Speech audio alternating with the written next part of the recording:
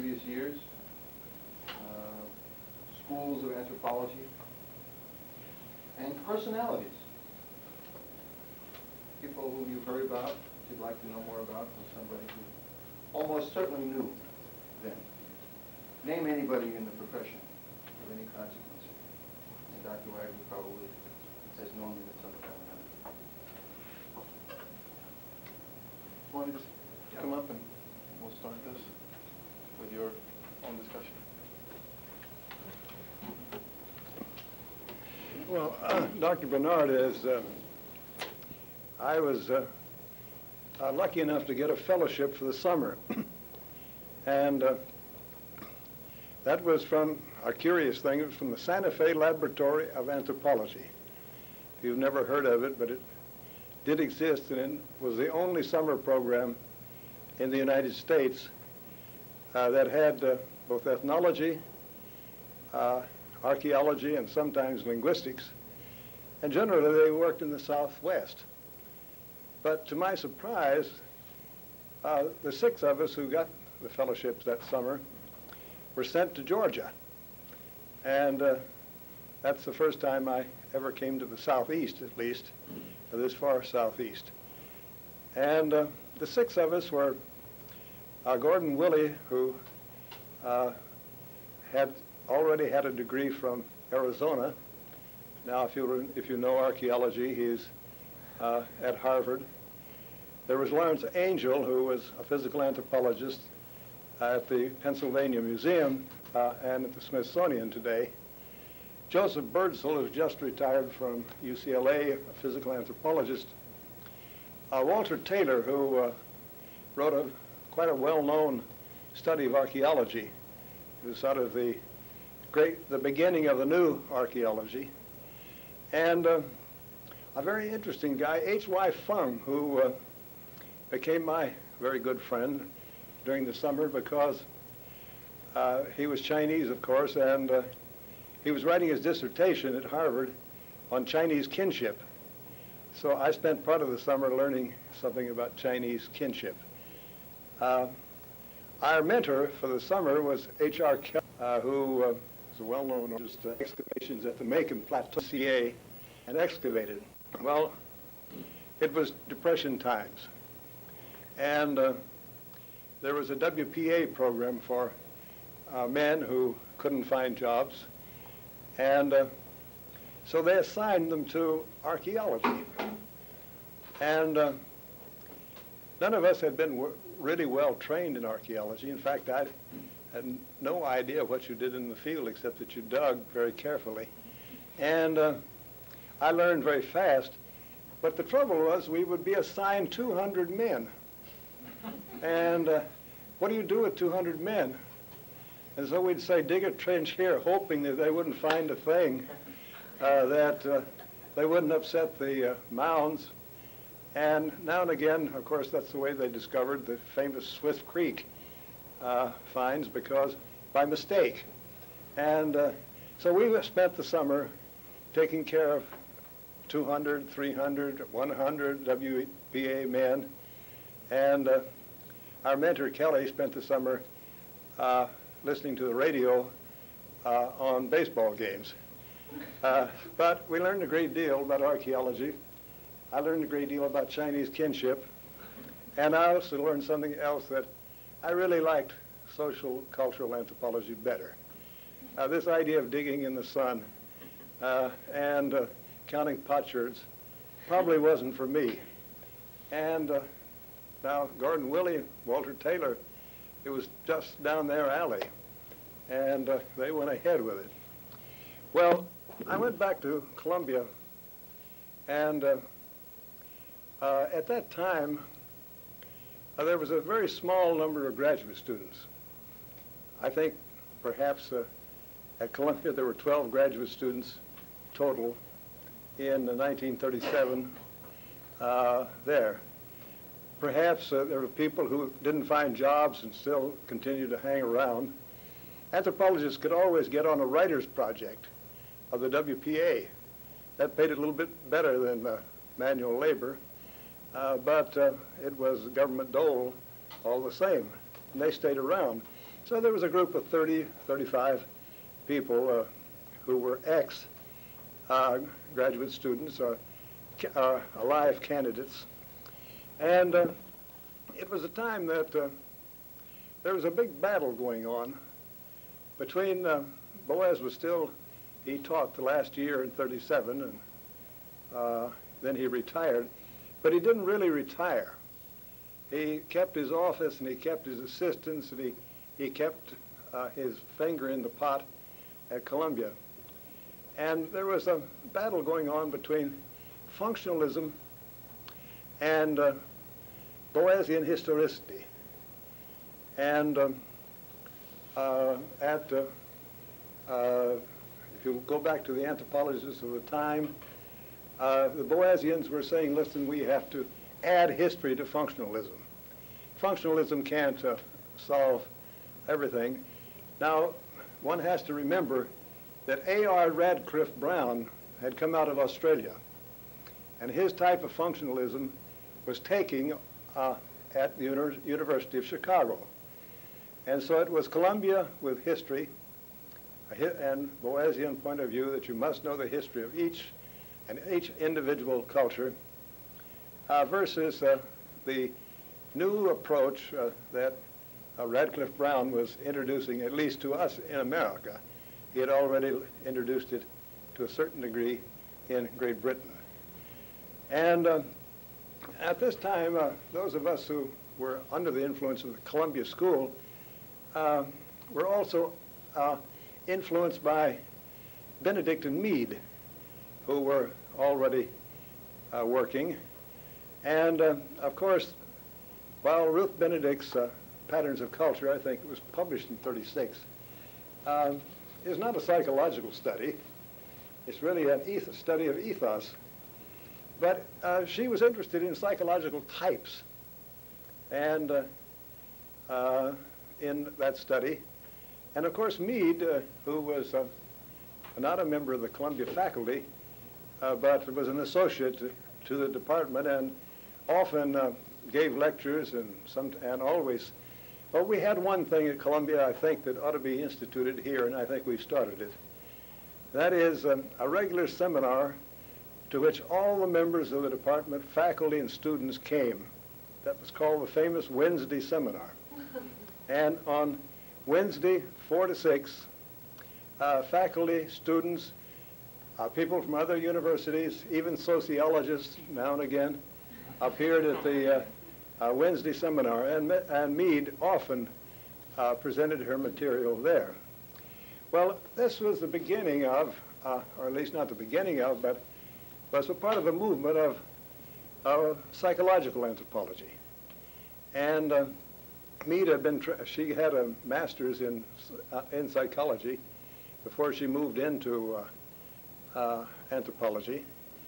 And so she came, I'll bet you don't know what she wrote about in her doctoral thesis, though. You can't imagine. With her psychological interest and psychological types, and she had written Coming of Age in Samoa, which is supposed to be psychological. Well, she wrote her doctorate dissertation on the stability of material culture in Polynesia, in which she described house types and canoes. It has nothing to do with what she did later or even what she had done before. She did it out of books sitting around the library at Columbia. Well, with this, there was also at Columbia in those days Ruth Bunzell. Ruth Bunzell had done her famous research among the Zuni. There's about 2 of the large Bureau of American Ethnology reports which she wrote about the Zuni in the Southwest, including one that's really remarkable on Zuni ceremonial poetry.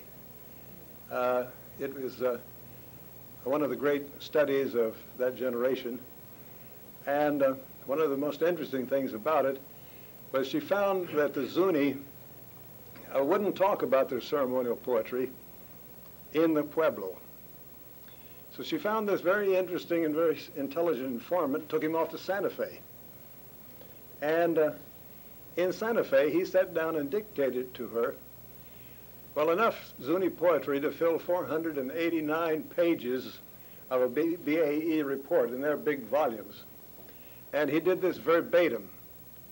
It was later all checked out, and it was true. He remembered verbatim what would be equivalent to 500 pages of poetry.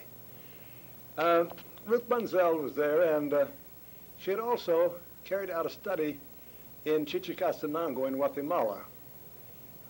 And it hadn't been published yet. But there were other people. Ruth Landis had just graduated and hadn't left.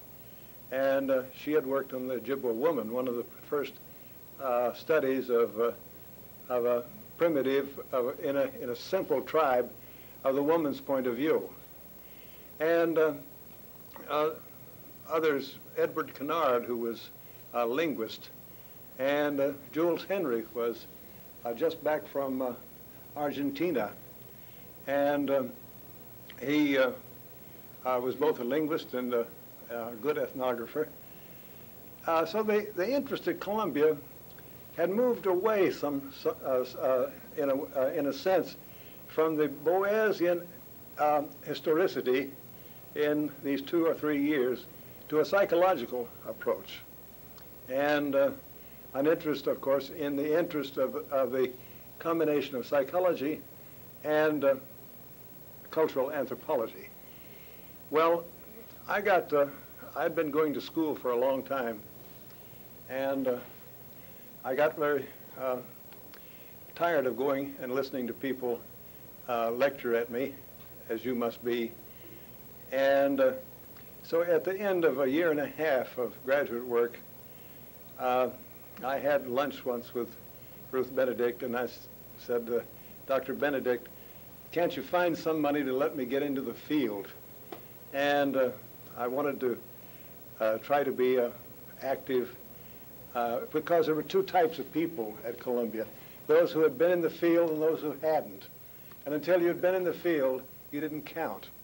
And so I wanted to be in the field, be one of the older group. And she said, well, where would you like to go? And I had read Ruth Bunzel's excellent manuscript on Chichicastenango in Guatemala. And so I said, Guatemala. And about a month later, Ruth came back and said, well, I found $500. Oh, you know, $500, I could go. I'll tell you how. And but all I had to do was to participate in a doll study. And there was a New York psychiatrist, whose name I conveniently forget, who had a doll. This was a dismembered doll. You could pull its head off, you could pull its arms off, you could pull a leg off. And he had worked with children in New York who were problem children, and said, now, who would you like this doll to be? Your little sister, or your mother, or your father? And they would say, I want him to be Poppy. Well, what would you do with Poppy? And they'd pull Poppy's head off and stomp on it. And so I was supposed to be trained in administering this doll test. Well, I went and looked through a one-way window for a couple of times and was presented with the doll, and he supported my $500 field trip. Well, believe it or not, in those days, the fare by boat from Philadelphia to Puerto Barrios, Guatemala, was $100, a 5-day boat trip. And I found, with some difficulty, my village. I won't go into that. Is that one way or round trip? One way. I don't know. And one way. And I had done some work with the novelist and anthropologist Oliver Lafarge. Oliver Lafarge was a well-known novelist who wrote a novel called Laughing Boy that won the Pulitzer Prize. It's about a Navajo boy. And they made it into a movie But he was a darn good anthropologist, too. And he had worked in northwestern Guatemala and helped me collect things to read. And actually, we narrowed down the area that I was going to work in. And so I found my village. I won't go into the details of that, but I paid $20 a month for board and room. Well, I had a room that had been a stable. It was fixed up, but was adequate for a young man, and food for $20 a month. And since Maya is not an easy language you learn in a couple of months, Dr. Burns will vouch for that, I got myself an interpreter, and I paid him $20 a month. So I had $40 a month, and I was able to stay 7 months. And there was some other expenses, such as booze and cigarettes. But I didn't go broke until about 7 months later. And in fact, I made it back to Mexico City. I decided to come overland and came by train to the Guatemalan border.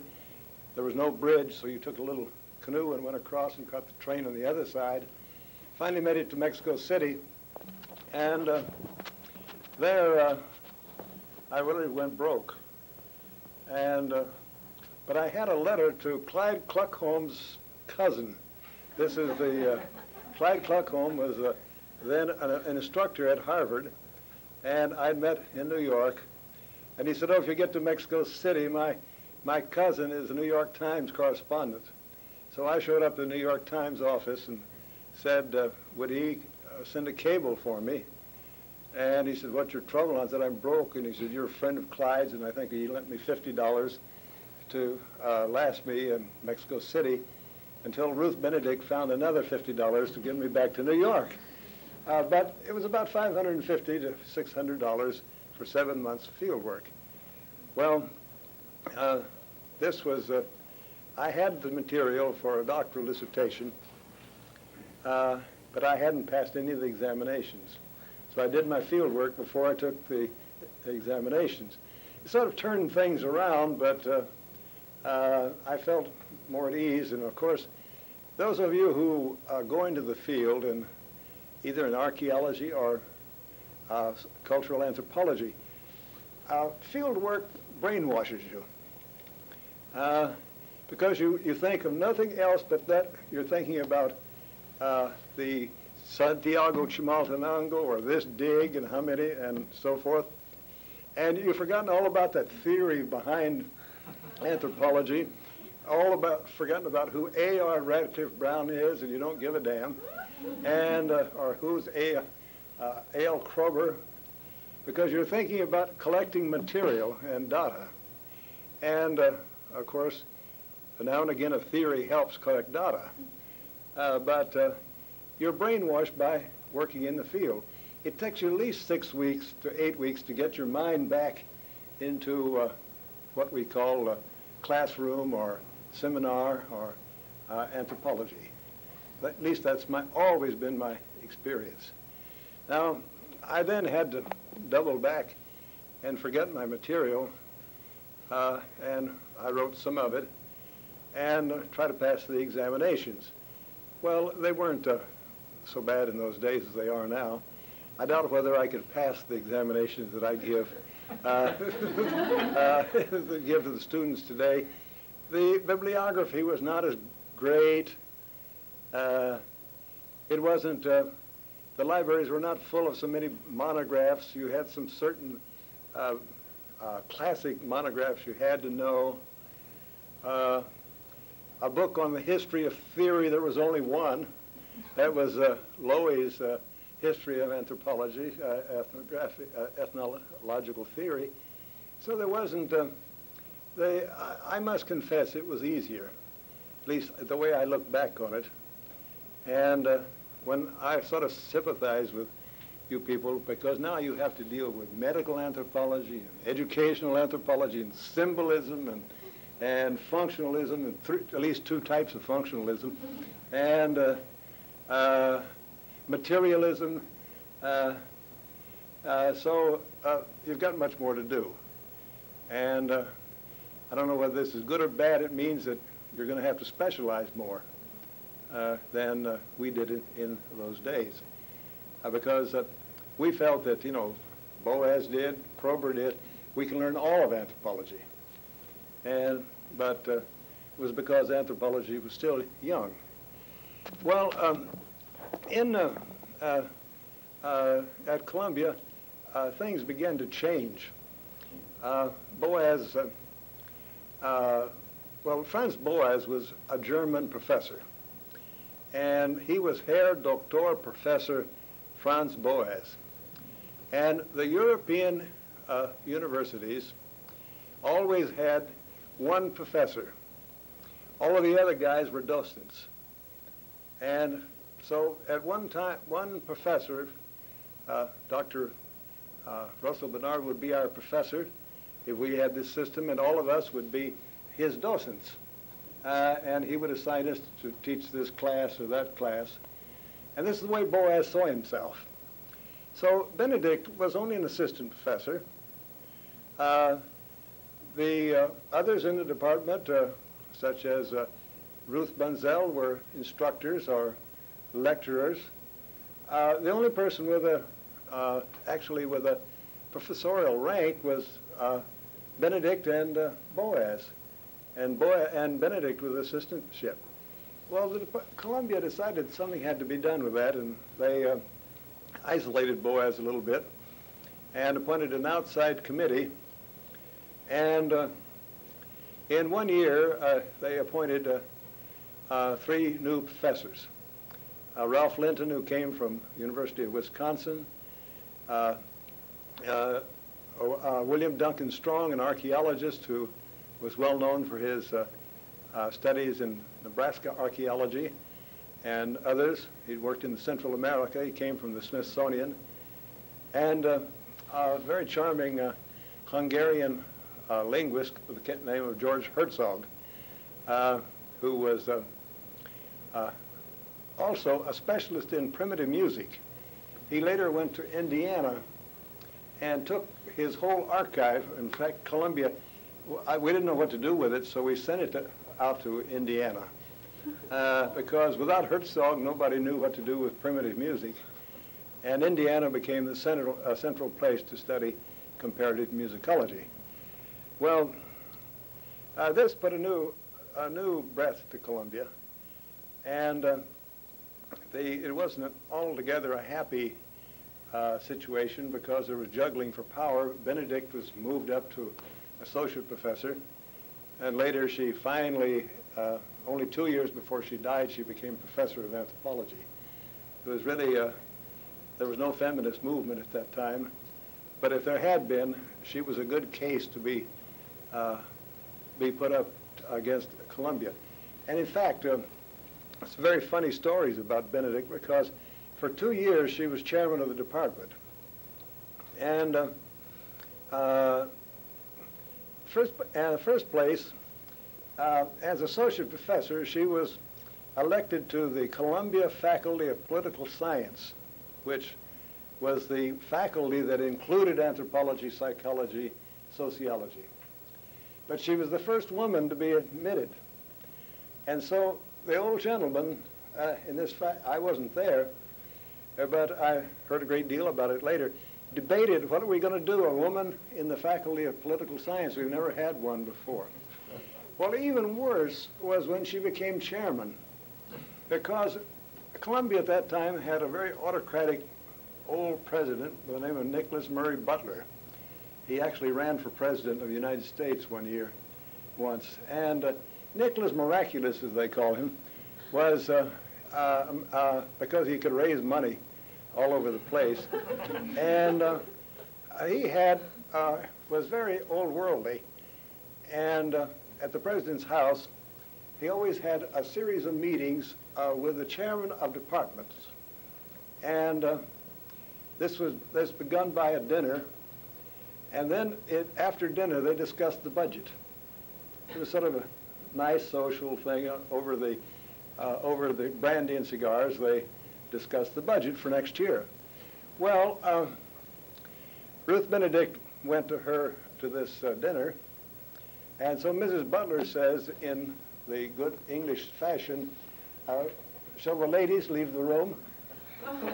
And Ruth sat there, she said, and because she knew they were going to talk about the budget, Mrs. Butler said, Dr. Benedict, shall the ladies leave the room? And so out went Benedict, and the other department sat there and discussed the budget while Ruth talked to the ladies in the other salon. And I've never seen anybody so angry in my life. And because she hadn't even participated in the discussion of the budget. Well, things were not very happy at Columbia because Benedict really wanted Lloyd Warner to come to Columbia, but Ralph Linton came instead. And Ralph Linton was one of my major professors. Say Benedict was the other, but it was a very difficult situation to work with the two of them because Linton was, I think, suffered a great deal from a minor case of paranoia. Well, I mean, it came down to the point that Linton believed, and I really do think he believed that Ruth Benedict was working black magic against him. And he said that, well, after she died, he says, she worked against me and I won. So I really believe he thought that she was doing so. And strangely enough, I think he believed in sorcery. And, but he was a very creative man. His book he just published, The Study of Man, is sort of old-fashioned for you.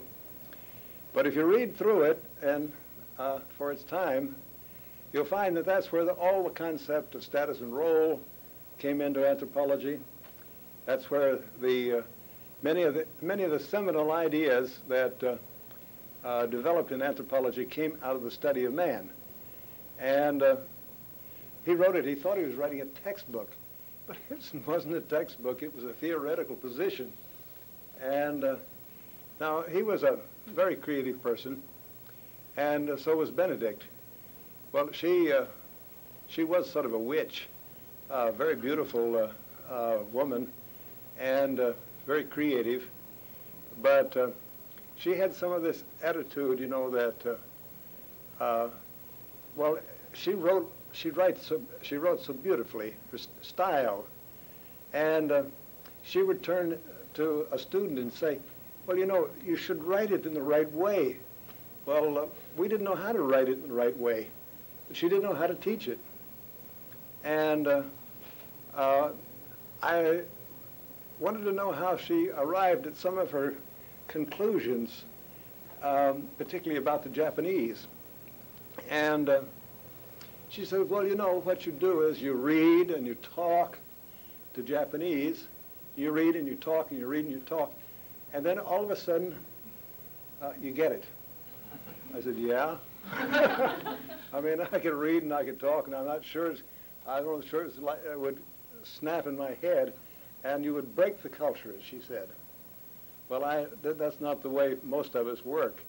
But she had this remarkable intuition, and insight into the material she worked with, sensitivity.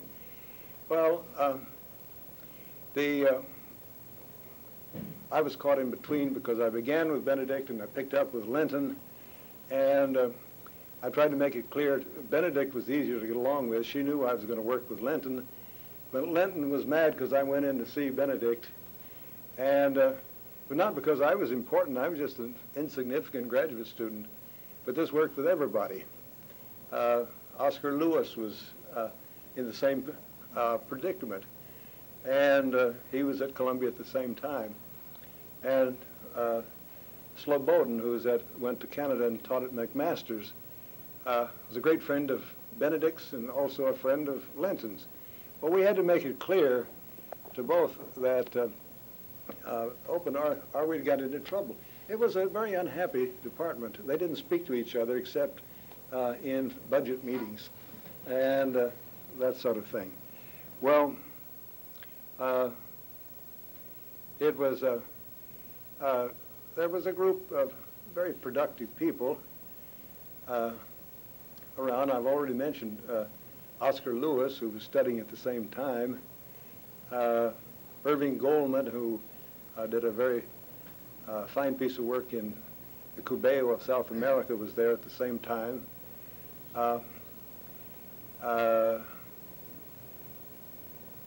Who else was there? Well, Gordon Willey, of course, came on to Columbia after, because after Georgia, he moved up to Columbia to study with.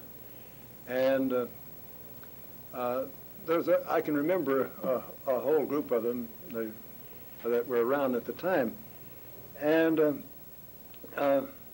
year was that? well, this was 38, 39 in the beginning of, and 40.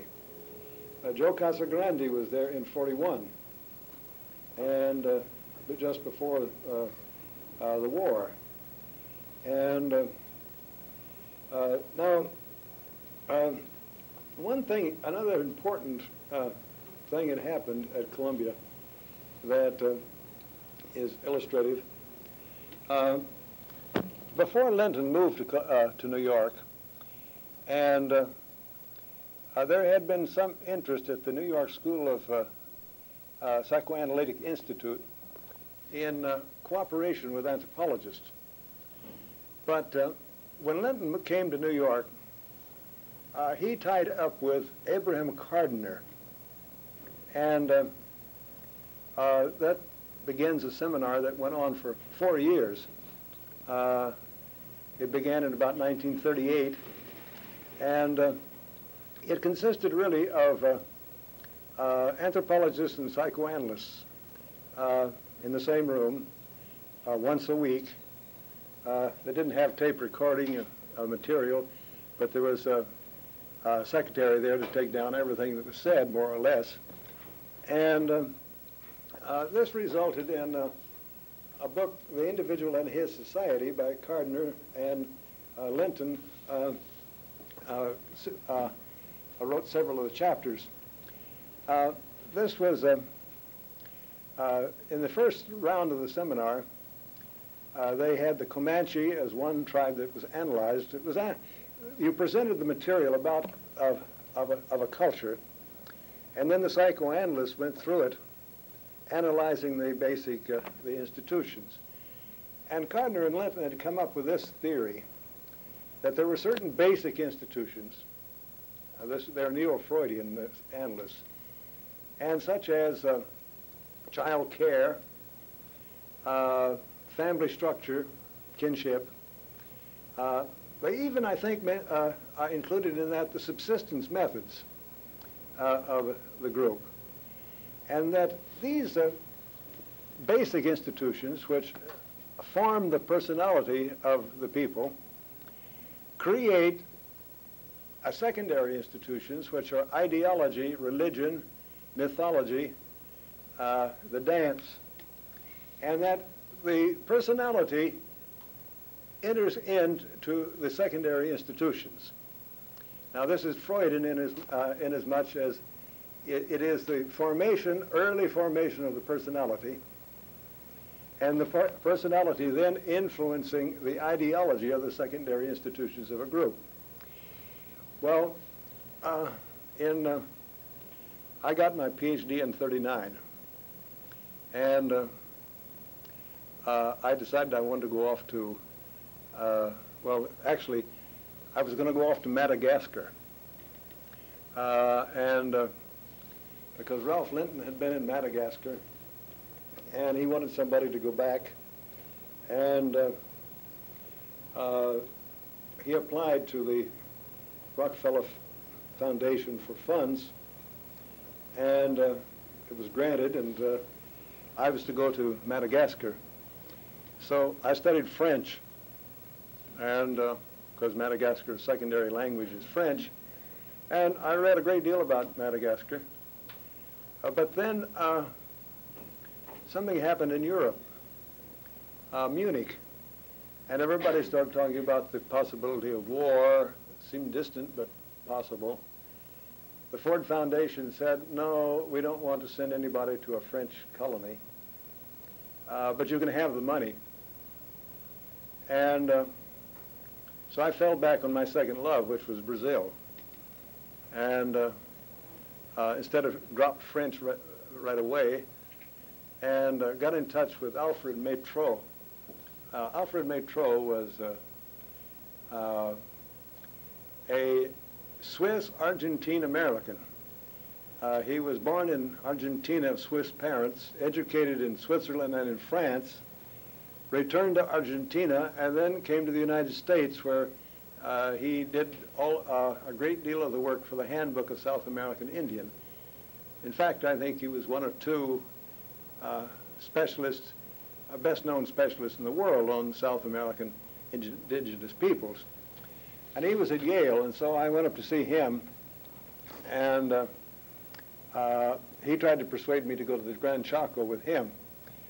But I liked Alfred Métraux, but he was a sort of a dominating personality, and he was going to the Chaco, and I could see that I was going to be Alfred Métraux's assistant for a year and a half. And so I said, well, maybe I'll go to Brazil. And so he remembered that the Baron von Nordenskjöld, the famous Swedish anthropologist, had said that there was one tribe that he thought should be studied because he thought they were the inheritors or the remnants of the coastal Tupinamba. And that was a tribe called the Tapirapé. And nobody had heard. The material on the Tapirapé was about 3 lines in Krauss, about 4 lines in a book by Max Schmidt, and they had only seen 3 or 4 Tapirapé that I knew of. So I decided I'd go to Tapirapé. Well, I had an inn in Brazil. There was the director of the National Museum in Brazil, Eloisa Torres, was quite a remarkable woman. And one day she sat down and wrote to Franz Boas that our staff at the museum is terribly old-fashioned and we need some help. Please send us some of your young anthropologists. Well, she didn't know that 4 of us would descend upon her. And Ruth Landis went down to study the black cultures of Bahia. Buell Quain, who had been in Fiji before, went to go to the Xingu River area. And William Lipkin went to the Carajá-Omearguaya River. We all passed through the National Museum and were made members of their staff. And whenever possible, we tried to take with us Brazilian anthropologists or young Brazilians who were interested in anthropology.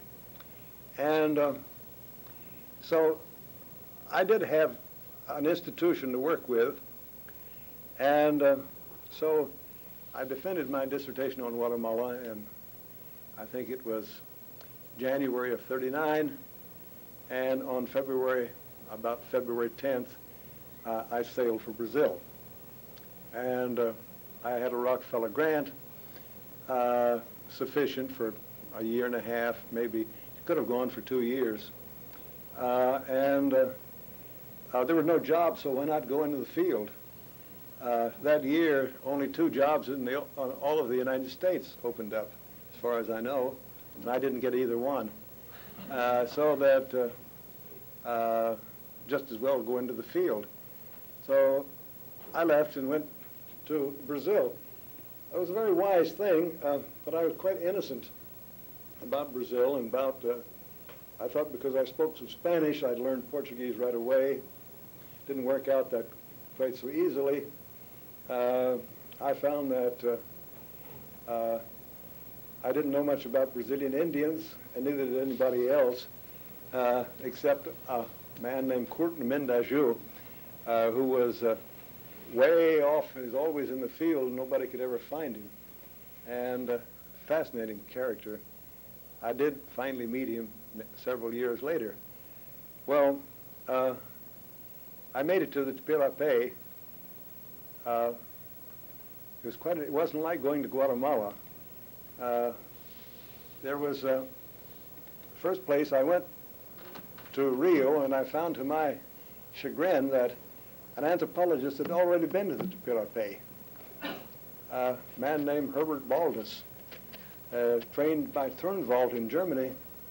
He lived in Sao Paulo. So I thought maybe, you know how anthropologists are, it's his tribe. And so I did go to see him, and he curiously encouraged me to go ahead. And but it was the trip to the Tapirapé was 2 full days by train and 1 night, overnight trip. 2 full days by truck, and then 10 days down the river to the mouth of the Tapirapé River, and then 3 days up the Tapirapé River. This is all traveling. You didn't travel every day. And then a day and a half walk. In travel time, it was about a little over a month in travel time. And there you were. You were 600 miles from the nearest Brazilian settlement. And I didn't take enough equipment the first time. I was addicted already to cigarettes, and it's the only time I ever stopped for a long time. And the only thing I had lots of was Quaker oats. And I've never been able to, I loved them at that time. I've never been able to eat Quaker oats since, because I had boxes and boxes of Quaker oats for some strange reason. I think William Lipkin had told me to buy Quaker oats. And I did have the right beads, though, for trade with the Indians, and I had enough bush knives for trade, and I didn't have enough salt. So after about 6 months with the Tapirapé, I decided to return to Rio de Janeiro, or return halfway to get equipped again. But I found out at this time that William Lipkin had, Buell Quain had died, and I was asked to come out to Rio de Janeiro to identify not his body because he had been buried, but identify his equipment and take care of legal things for the university. I'm glad I came out because I had malaria, and I was able to get rid of most of the malaria in that month's vacation I had in Rio de Janeiro, and to return to Tapirapé at the end of the dry season before it rains. And then I spent the whole rainy season and until the end of the next dry season with the Tapirapé. Well, when I returned really in triumph. This is, I think, the nicest thing that ever happened to me. Even more important than when I was invited to Florida as graduate research professor. When I came out of the Tapirapé in August of 1940 and got to the first post office where they were holding my mail, I found a letter from Columbia University asking whether I would like to be an instructor of anthropology in Columbia College. And you don't know what it's so marvelous to have a job. And as soon as I got to a telegraph station, I wired them, we'll be there in September. And I didn't have the slightest idea what I was going to teach. Well, I went back and I didn't teach, I only taught one course in anthropology. I taught something called Contemporary Civilization for freshmen, but which kept me up nights learning it, because it was a history of philosophy from Renaissance to the present, an economic history of Europe, which I wasn't really trained to teach. But in any case, what? I wound up taking that course. You took that course at 15 years later. 15 years later. It's a devil to teach. And for somebody who'd come, when I said brainwashed, I really was brainwashed after 18 months in the Brazilian backlands. And so I bought the Encyclopedia of Social Sciences, and I tried to keep one step ahead of the students. And the dean called me in and said, oh, you know, you're so fortunate. We divided up the sections of contemporary civilization, and you were lucky enough to get one of the fast sections. I said, fast? And oh, yes, he said, we're dividing the incoming freshmen into those who have very high records, and you got one of the fast ones. Matter of fact, that's how I met Marvin Harris, because Marvin Harris's brother was one of the fast students in this contemporary civilization course which I taught.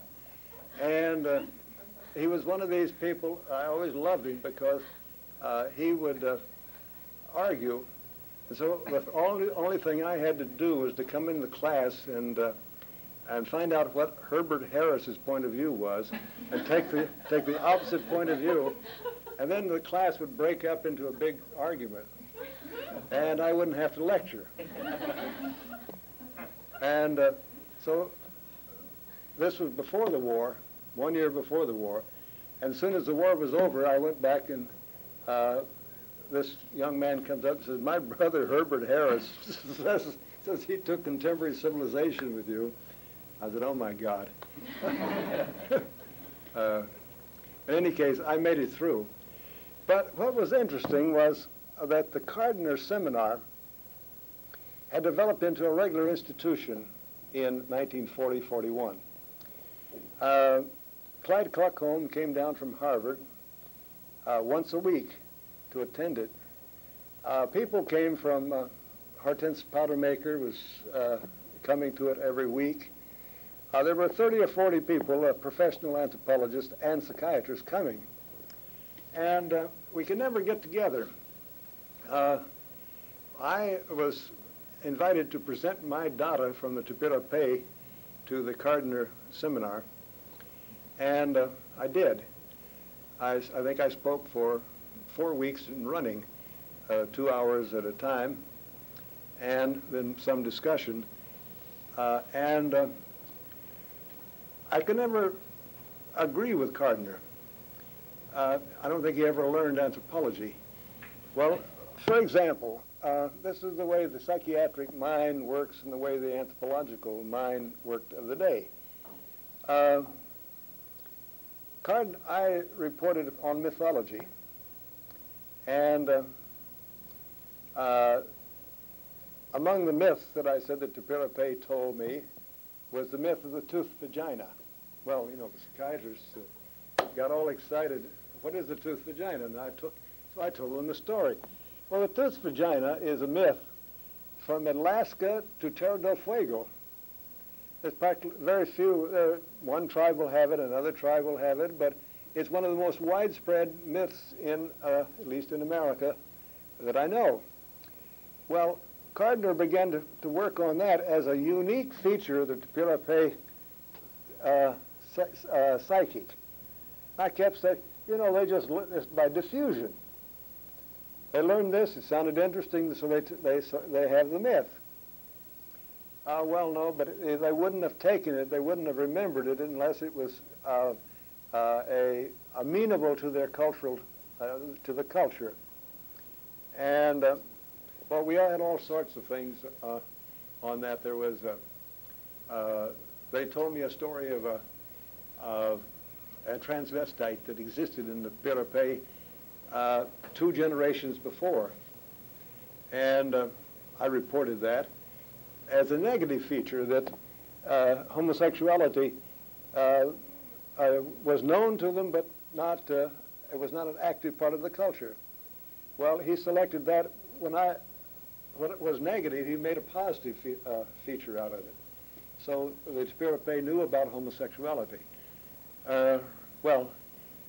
We disagreed so much that at the end of the seminar, he said that my Tapirapé material was not amenable to psychiatric analysis. And now he had as much trouble with Cora du Bois, who had gone out to Alor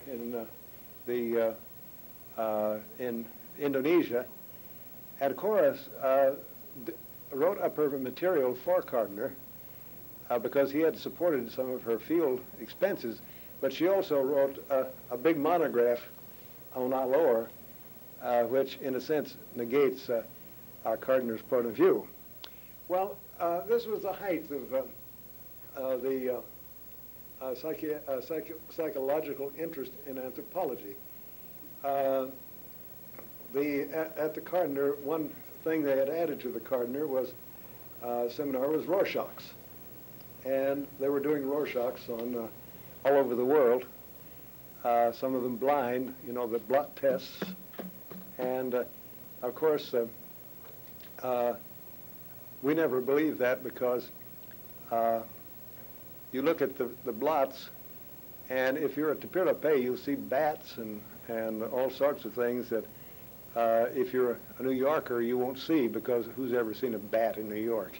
And so that these Rorschachs were not persuasive. Well, anthropology was changing fast, and then of course the war came, and there was no more anthropology. We all did something different. Lyndon stayed at Columbia, and he's a big, heavy guy. He couldn't have passed anybody's physical examination for service, so he taught in the Naval School for Navy Officers at Columbia. I had an office, and I had gone off to Brazil again, and somebody took over my office at Columbia, and I think it was J.P. Murdoch from Yale and John Whiting, because they came to Columbia to teach the Navy officers, and in uniform.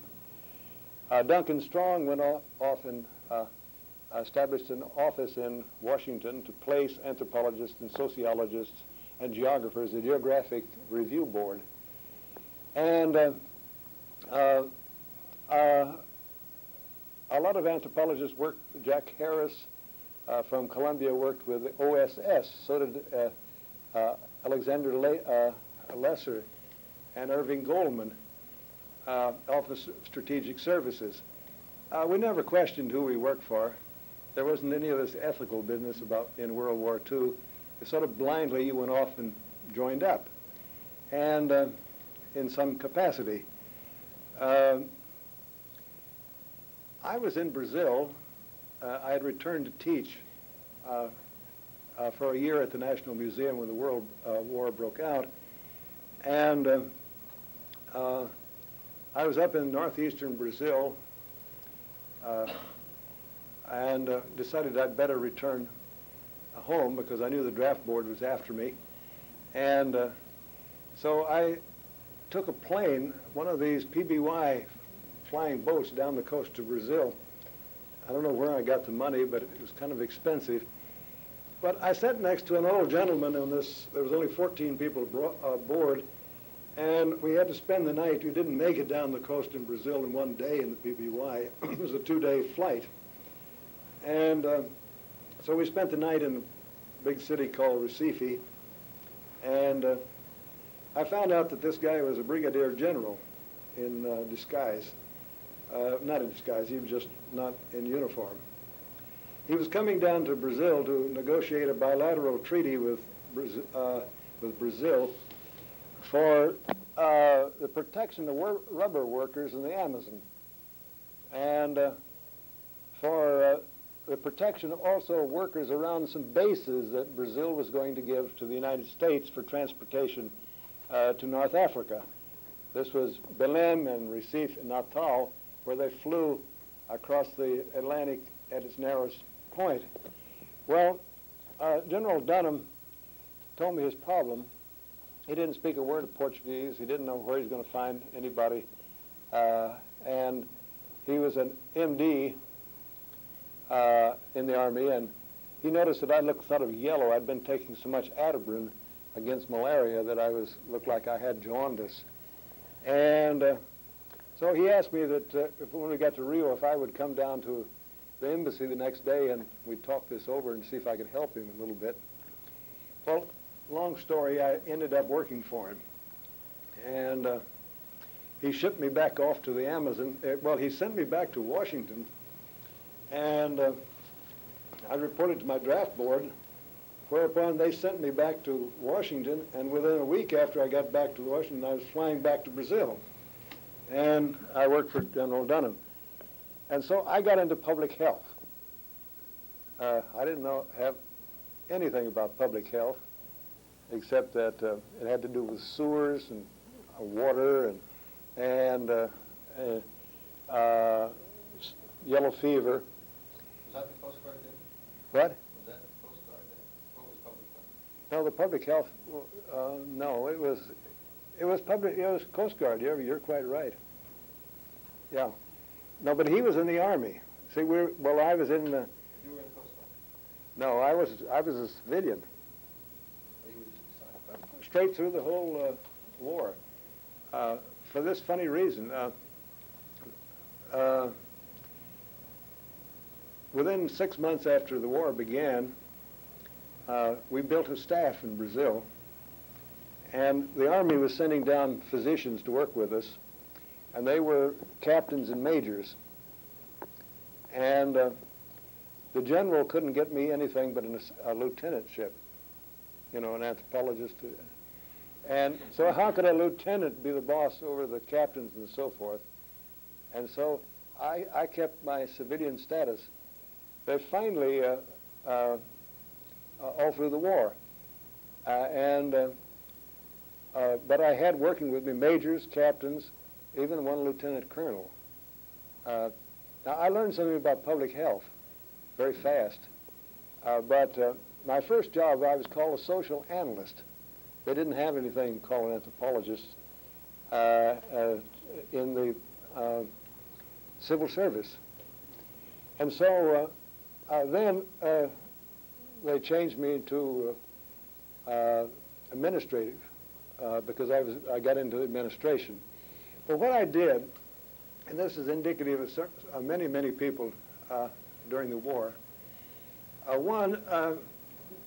the program was to send men to the Amazon to collect wild rubber. In northeastern Brazil, there was a drought. So one of my first jobs was to visit northeastern Brazil and try to calculate how many men who would be willing to move to the Amazon. There was no problem. The whole Northeast would have moved to the Amazon if we had the facilities. And what facilities we'd need. Well, then an organization made up of Brazilians was formed to transport the men, and health protection was given by this bilateral organization. The next job I had was to travel throughout the Amazon and find out the localities where public health stations, centers should be established, and where also you should establish floating public health facilities, that is, boats that went out up the various tributaries. Well, this was fairly easy for an anthropologist. I recruited some young Brazilians to work with me, and we used sort of geographical techniques. It was obviously the places where trading had taken place for a half century were the places where you wanted to establish your health centers. And we're very fortunate in Brazil because at this time, exactly when we moved to Brazil and this program began, the Rockefeller Foundation had a program on Anopheles gambia. Gambia was a mosquito that was flown, that came from Africa to Brazil with the first airplanes that flew across the Atlantic. And it was a strange Anopheles mosquito, had a different strain of malaria, and it must have wiped out 75 or 100,000 Brazilians in the Northeast. For several years, the Rockefeller Foundation had worked to eradicate Anopheles gambia, and in 41 they had succeeded. But they had a whole team of doctors and public health inspectors and what we call kill the mosquito, mata mosquitoes, who were trained. And so we moved this whole group from the Northeast up to the Amazon. And it was really a marvelous group that began the work. Well, I worked then for 4 years up flying all around the Amazon and throughout northeastern Brazil. There are a few places in the Amazon I didn't get to, but wherever a PBY would land, we went. I don't know, you people can't imagine what a PBY was. It was a motor plane. There were no jets. It had an enormous wingspan, and it looked like a boat below. And it flew at about 125 miles an hour. Very stable. And it would carry literally tons of baggage. And you came down, it would land on rivers, and of course it had wheels too that you could let down. Not very good wheels. But what you had to do was buzz the river to be sure there were no logs, and several times, and then land in the river. And then you have the problem of getting ashore. But generally, if you buzz a little town nearby, they would send somebody out for you. And this was all done not by radar. It was flown by ground contact. And it doesn't look the same up in the air as it does on the ground. So many places that I'd been on the ground, I couldn't find from the air. Well, in 47, I returned to Columbia, and there was a big to-do whether, in my mind whether I'd return to anthropology. Public health was much more lucrative.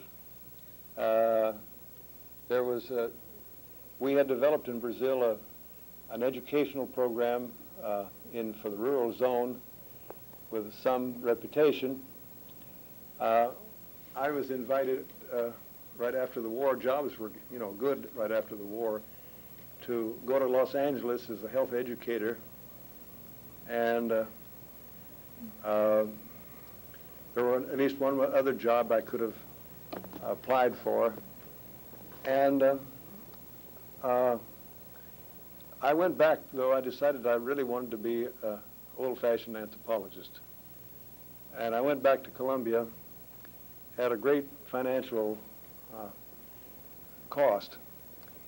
By this time I had 2 children, and my salary at Columbia was $3,800 a year, and New York was cheaper. But in public health, they paid $8,000 and $9,000 and $10,000. And I kind of calculated how many years it would take me in anthropology to be able to really support my family.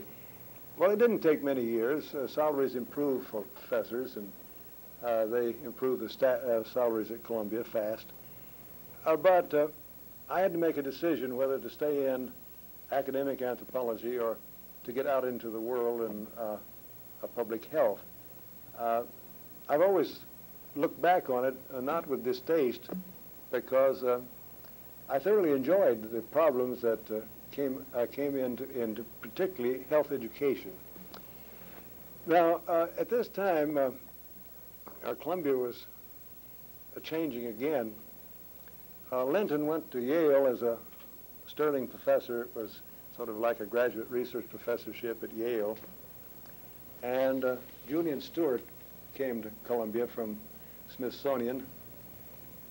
Very exciting guy at that time, and still he was until his death. There was a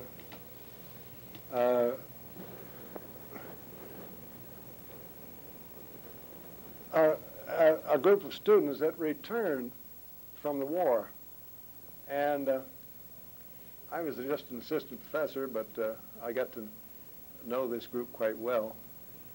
But among them are some of the most active people in anthropology today. Eric Wolf, who was a GI returning to Columbia to study anthropology. Sidney Mentz, Robert Manners at Brandeis today. Vera Rubin, who works in the Caribbean. Elena Padilla, a Puerto Rican who works for the New York City School Board, who was very active at the time. And just behind them came a group of people like, well, maybe a year or two later, after the war, came Marvin Harris, Robert Murphy, Morton Freed, Sally Falk Moore, who's the first, who now is at Harvard. It was a remarkable group of graduate students. They were a little bit older than they had been before the war, because they'd been 4 or 5 years out, and eager to get settled. Also, it was a good time for fellowships. You can't imagine, of course, there was a GI Bill. It was very good to help them through, pay their tuition. But the government had learned something during the war that was still with us. They learned that we didn't have specialists in the United States on foreign areas of the world. When they looked for someone who could speak Russian, Necker or Niet. And when they looked for somebody who spoke Arabic, we had a half dozen. When they looked for someone who spoke Urdu or who knew something about India, nothing. Chinese. And World War had taught at least the Army and Washington the importance of this. So they began a program in Washington, which we lived off the hog, as they say, very well. The National Defense Educational Act was a curious thing that set up centers of area studies over the United States and provided fellowships. For a time, you had one. Well, for a time at Columbia, we had 33 fellowships for Latin American studies only. And you at Illinois, they had the Slavic program. You had the Slavic program. And in Wisconsin, they had a Latin American program and a Japanese program. And Florida at that time had, I remember because we used to compete for these fellowships, it's hard for me to remember that Florida was mad because they only got 30. 30 fellowships. Now we get 4.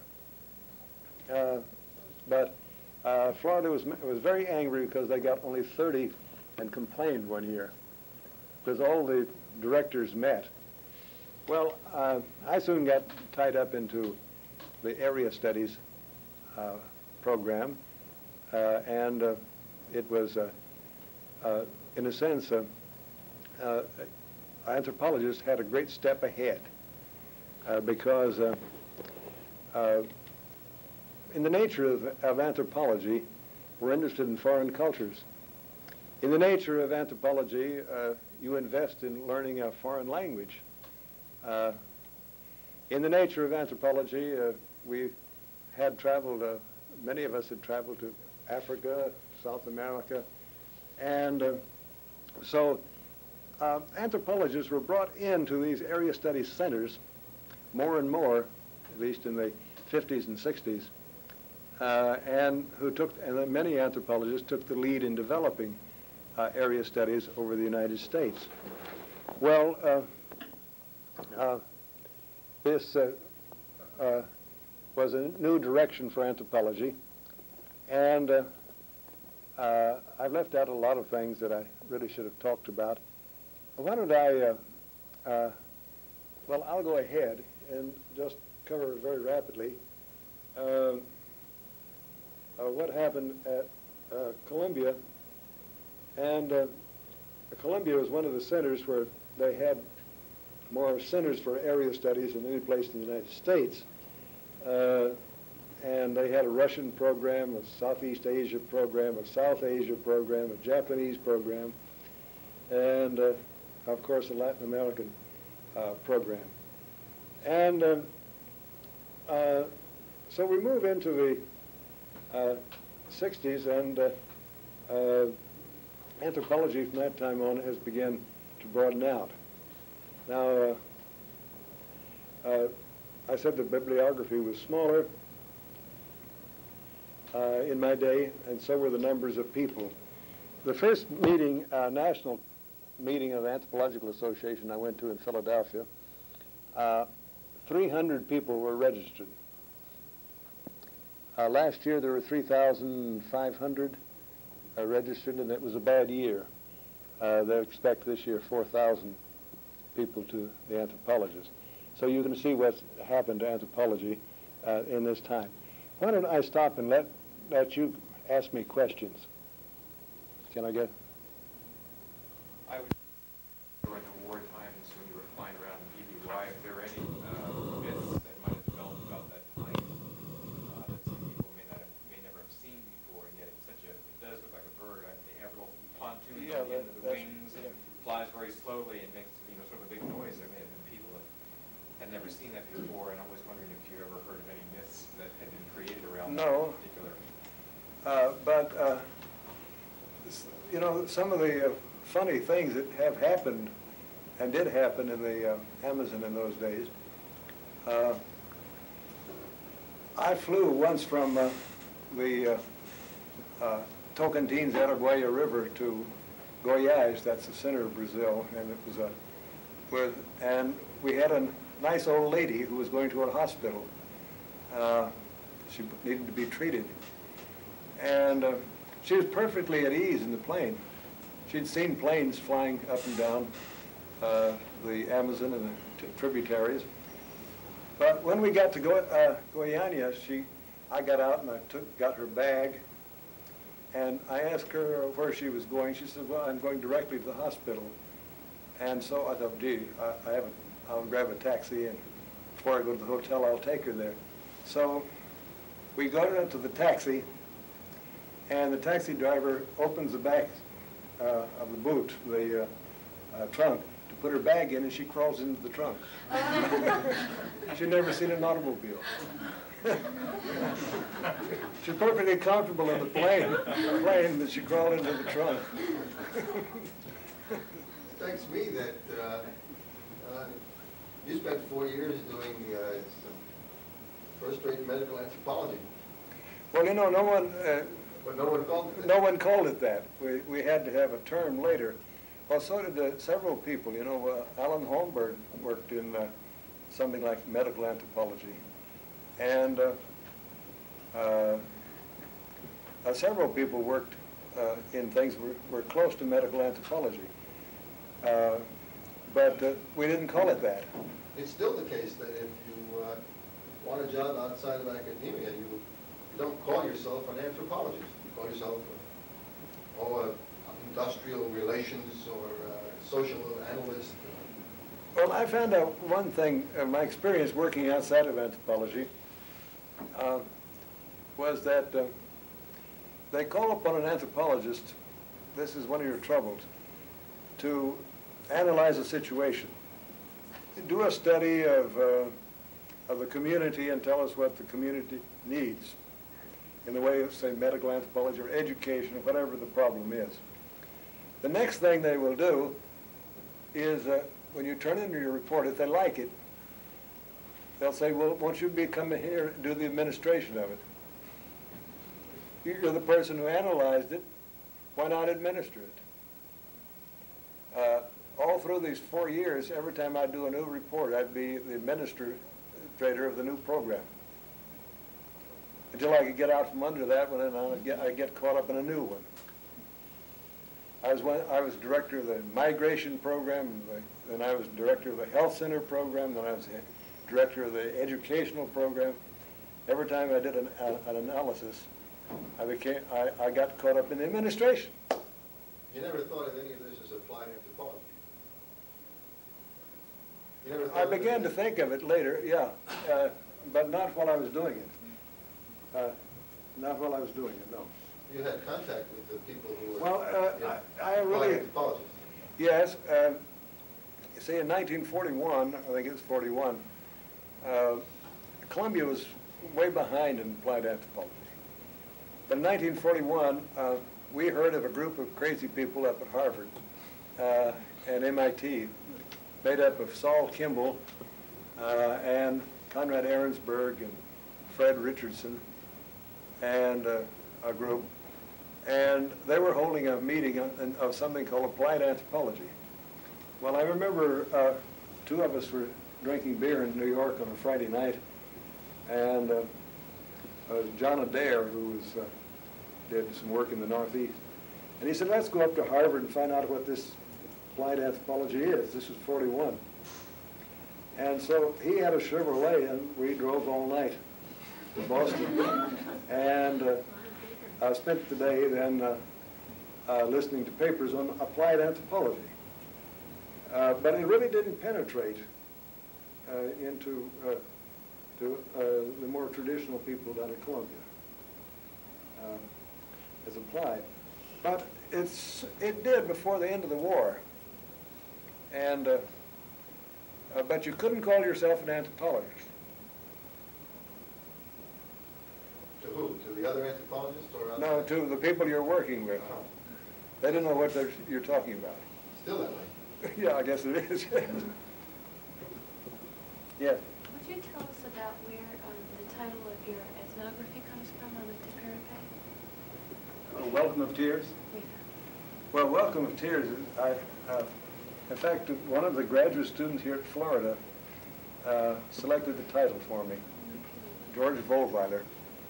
He was typing a chapter for me, and among the Tupi-speaking peoples of Brazil and some of the others, there's a custom is that when an old friend has been away and returns, if you've lived with them and then go away and then come back, the women come out and sit down around you and cry. Sort of a ceremonial, crocodile tears, but a moaning sound of crying. And I never understood this, but I finally one day realized what it meant. They remember all the terrible things that have happened since you went away. You go away and come back 2 years later, your best friend has died, or his wife ran away and left him, or all the things that have happened in those 2 years. And because I went to the Tapirapé several times and spaced out 2 years apart, and because that's the way they welcomed me, I decided to use that term. And because it's the story of the Tapirapé is sort of a sad story too. Do they still do it? Yes, sure. If I went back tomorrow, they'd come out to. So they're still in that new village? Yeah. there's many more of them now. There's 280 or something. But it was a sad story, so I decided to call it The Welcome of Tears. Yeah. Dr. Wagley, would you comment on Herskovits and your feelings about his work? Yeah, sure. Well, undoubtedly, he's the person who was the dean of black studies in the United States and in the New World. Herskovits knew more about Afro-American studies than anybody else. He'd worked in Brazil, he did work in Bahia, he worked in Haiti, Trinidad, southern United States, where else? Suriname. He covered everything. And it had this enormous erudition. He also was the epitome of Boaz, a cultural relativist, historicity, and very much a traditional anthropologist, because he went back to study in Dahomey and wrote the magnificent thing about that. I believe, though, that he got caught up in his own studies. For example, he could see Africanisms where Africanisms don't exist. My best story about Herskovits is that in New York, there was a meeting in New York, and Herskovits and a group of people were in our apartment. And my two children had a birthday party a few days before, and they tied balloons. We tied balloons up over the doorway to a string, and then the balloons broke, and we forgot about the balloons. And it was something tied over the doorway. And we had this party when Herskovits was president, and my wife's a Brazilian, and Herskovits kept looking, saying, "Even in your own home, Africanisms come in." I said, "What do you mean, Mel?" Well, he says, "Look there." He says, "That's a good old African custom to put something over the doorway." And it should be some sort of herbs for protection. Well, no, what he saw as herbs was some old balloons that the children, and I think this reflects on Herskovits, some of his work. He could see Africanisms where Africanisms were only a suspicion. But he was a great champion of one of the important field of American anthropology, that's Afro-American studies. And very important man. I don't know where he got the idea, but in one article in the American Anthropologist, he accuses a whole bunch of us of being functionalists, as if that meant we were something anti-historical. That's what he called us. And so we had somewhat of a debate. He loved to debate. Of course, you know about the debate he had with Franklin Frazier. You know, was Frazier the one that suggests the idea that Africans lost everything? Yes, he was the black sociologist at Howard, and he said that slavery wiped out the African family and so forth, and Herskovits couldn't take that. He wanted to come to Columbia, and I'm very sad we didn't get him to Columbia. But because he had something in his mind that he was the great heir of Boaz. Well, he was one of the most important Boazians. Did people discuss the shreds and patches theory of culture at that time? With disdain. Yeah. Yeah, it was the beginning of the end. if you wanted to put Lowy in his place, You quoted that. you quoted that. Yeah, but it always seemed to me that was bandied about, and that there was a miscalculation, or no, a misinterpretation of what he might have said in that passage. Yeah. But it became so famous that it became a metaphor for everything else. Yeah, well, it became a metaphor for the way his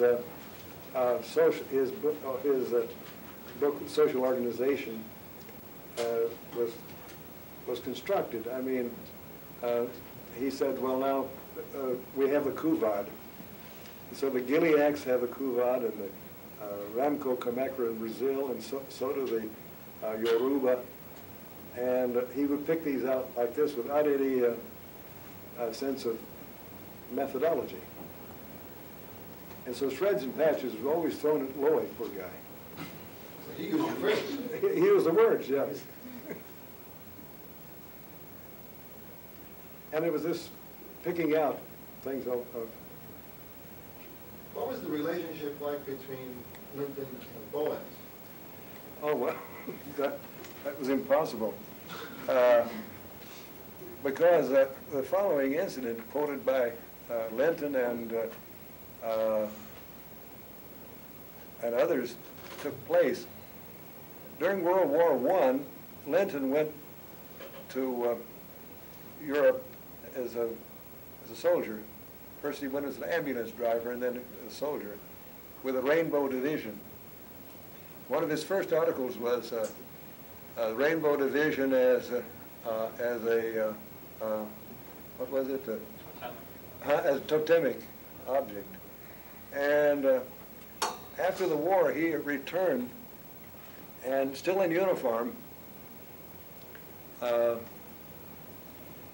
presented himself in Boaz's office. And he didn't salute, I'm sure, but he presented himself and said, Professor Boaz, I've decided to come study with you. And Boaz, as you know, was a pro-German in World War I. And Boaz said, get out of my office. And Linton got out of his office at request and went to Harvard. Then he was chairman at Columbia. Yeah, and he, Linton. Boaz as chair. Yeah. Well, this was, he still hated Boaz. Boaz was dead by that time. Of course, one of the irritation of Linton was that when Linton came to Columbia, Boaz was still alive, still kept his office. And he had the best office. And Linton figured that he ought to have the best office. And then Boaz had some assistants, and they had a sort of a cubicle, and they had to go through Linton's office to get to their cubicle. This was part of the scene of mature people, you know. Great people, I mean.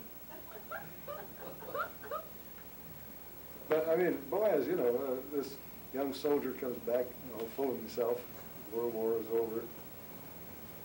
He gets kicked out of Boaz's office. He's told that several times.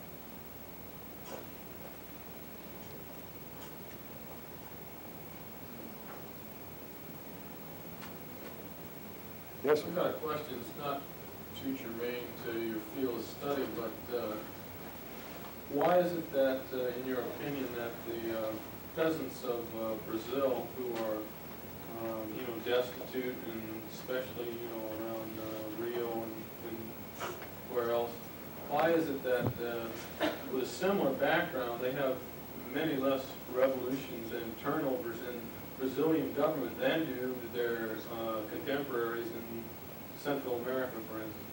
Is it cultural or is it economic? I wish I could answer that question. It's a question that I haven't answered. Now, you know, Brazilians pride themselves on being a non-violent people. which is a stereotype which is, like most stereotypes, is only partially true. There have been uprisings in Brazil, and there are from time to time. But the amazing thing is that there never have been any widespread guerrilla movements. There have been local ones. And over in the history of Brazil, many uprisings. I can just go through and list them. Many more than, say, in El Salvador, but none recently. Anyway, so Brazil is so big, you could put El Salvador down 50 times in Brazil. And Brazil, in 1900, had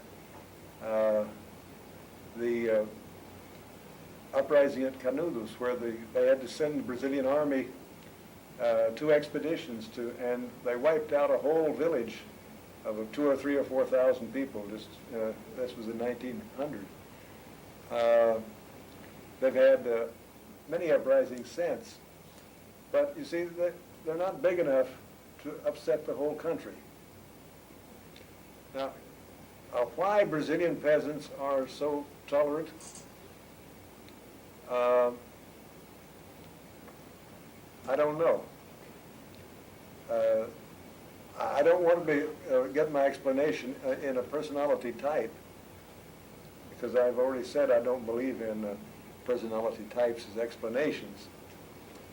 But there is something nonviolent about Brazil that allows people to go to endure things I couldn't imagine.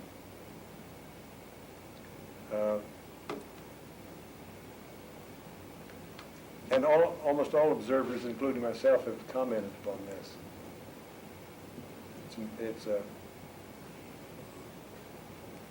When it comes in Brazil, it's not going to be El Salvador. El Salvador 50 times more. Are you saying that it's inevitable that if things persist in the same way they have, that it will come about? Nonviolent or not? Nonviolent or not? Yeah, I'm saying that. Maybe not in my lifetime. But it might take place non-violently, but it might become very violent indeed.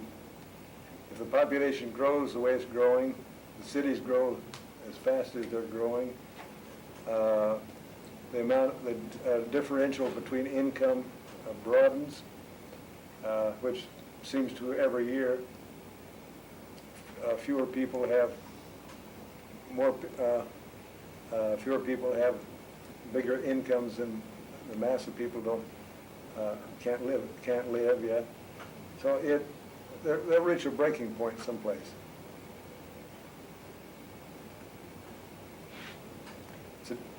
You push me to a difficult position, but that's the way I feel. And there were 300 people coming to a meeting in anthropology. Yeah. What were those meetings like? Well, they're all in one little hotel. Of the 300 people, 150 were in one bar. And there was only one session at a time. I gave a paper at the first time they had simultaneous sessions. And I gave a paper on Guatemala. It was a pretty good paper, I think, but not very literate. And when I went to present my paper, I had, I think, 5 people. Who were you up against? Well, that's when I found out I was up against Robert Lowy, and who was giving a paper someplace else. And among the 5 people were 4 of my colleagues and Paul Radin. And I thought, my God, Paul Radin came to hear me. And then I found out that he was not speaking to Robert Lloyd. So he made a point of coming to hear my paper. But this, it was very congenial, but you also could insult people, you know, easily, you know, everybody knew everybody else. Did you know Paul Radin real well? Well, not very well, but well enough to lend him $10. Well, Paul Radin was the really an amazing guy. We all loved him because even when he was in his 50s, and I guess he was early, he had time to talk to young people. And of course, he was a very provocative guy intellectually, but he never had a job. He'd started many jobs. He taught at Brandeis, and then he'd quit in the middle of the semester. He taught at California. He taught, God knows where he taught. He taught at Columbia once, and boys got mad at him because he didn't finish his course. He'd get bored in the middle of a semester and tell the students, you've had enough this semester. I know a lot of people. I thought he was a culture hero for a lot of anthropologists. Yeah, but he would appear in New York now and again, and he'd be short of money, and he would bum $10 from an instructor. I was an instructor, and Bernard Mishkin, he got hit for $25. Well, he was more senior. Mishkin? No, Mishkin was about my age, but he had more money at the time.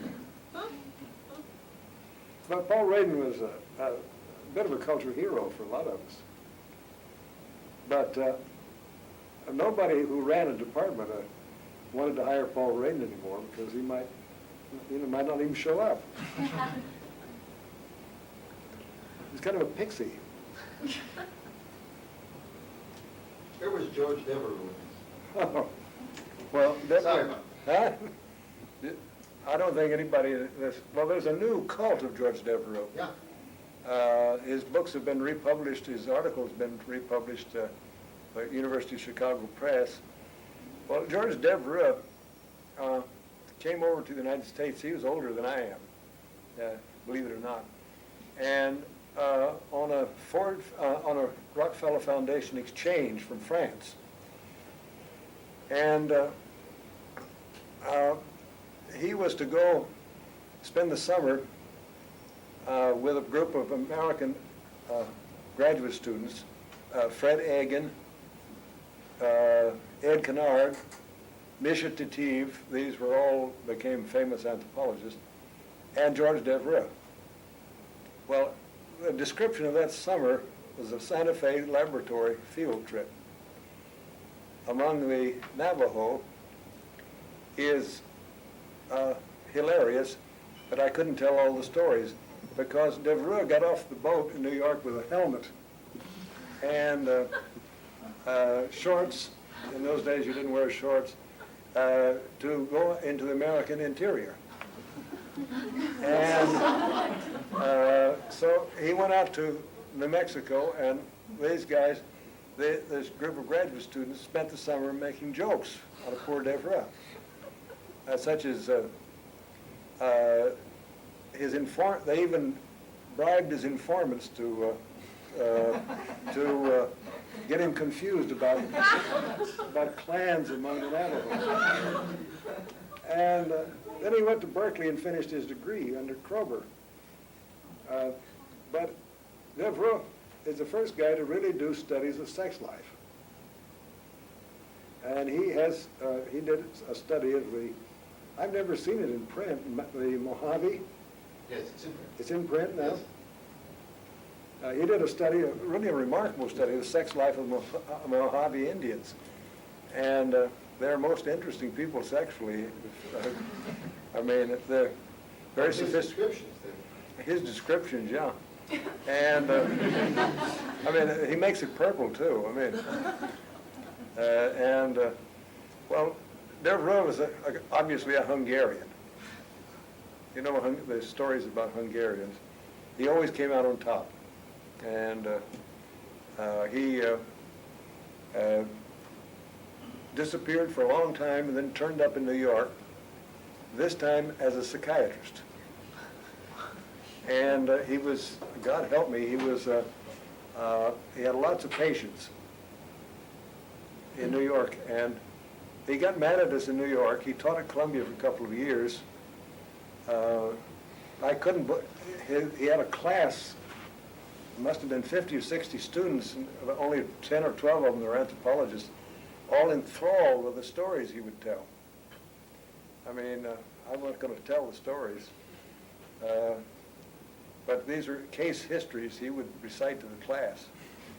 And, well, I mean, one of them he was reciting to the class about a case of a guy who stuck his penis in a faucet and got stuck and had to call the plumber. I can't remember how this was very pertinent to an argument. Hobby. I can't remember how this was, but I was chairman of the department when this was taking place, and I was sure that we were going to all be run in for it, because Deborah had, then he moved to Paris, back to Paris, and that's where he is right now. But he was sort of a weird, charming guy, absolutely charming. You were president of the American Anthropological Association, 1971. 71, so yeah. What happened during that year that you remember most? Well, no, I think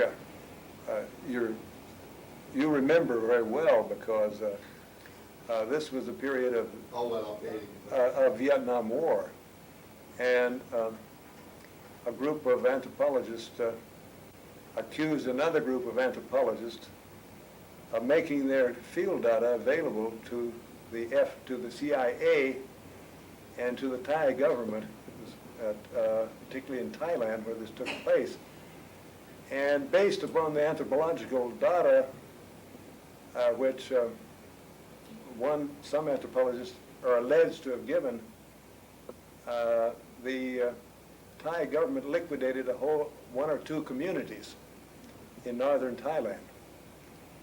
And so one group of anthropologists accused another group of anthropologists of being collaborators in making their field data available. Well, this caused a real uproar in the association, and it broke exactly the night I had to assume the presidency. And anthropologists in the meetings were getting up and calling the other ones liars, and they behaved very badly. All anthropologists are not, on both sides they behave badly. At one university, they were stealing each other's mail. Did you know that? And you know, mailboxes that you have for us down there, they go and steal and open up other people's mail. Where was that? And I think that will. Oh, that was not part of the. That was not part of the public, but this was. Now,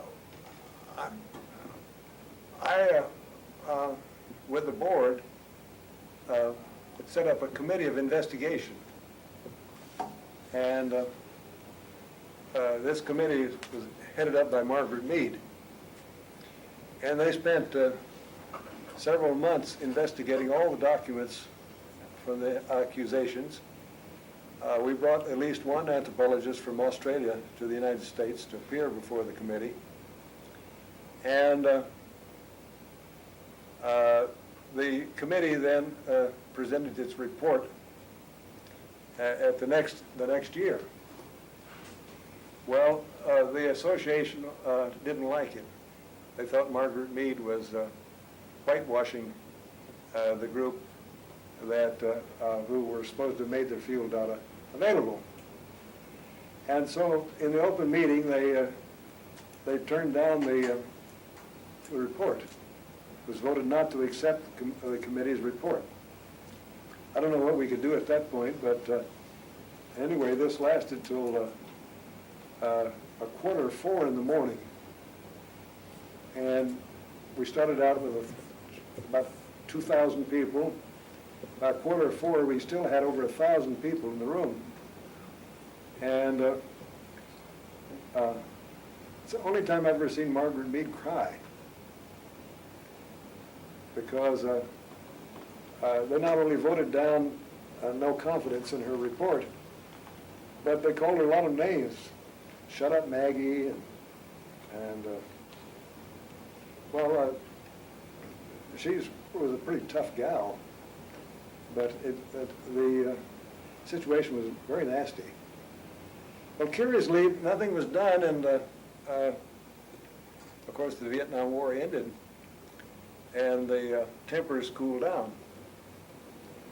But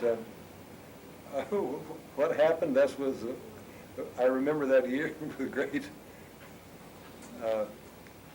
tremendously, because they had me defending one side and defending the other. Of course, the principals are still very active in the profession. Well, a lot of things did come out of that. Many of the ideas of the ethics committee in anthropology were refined during that period.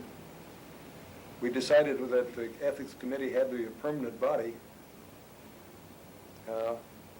And so a lot of the, matter of fact, way ahead of the Anthropological Association was the Association of Applied Anthropology.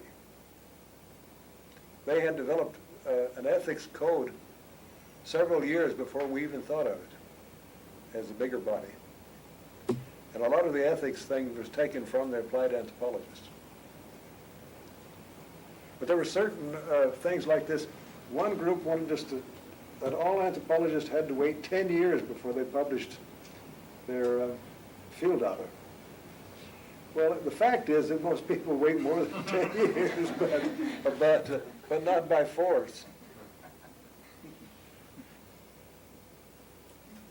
Has the government ever confiscated or prevented publication of any materials?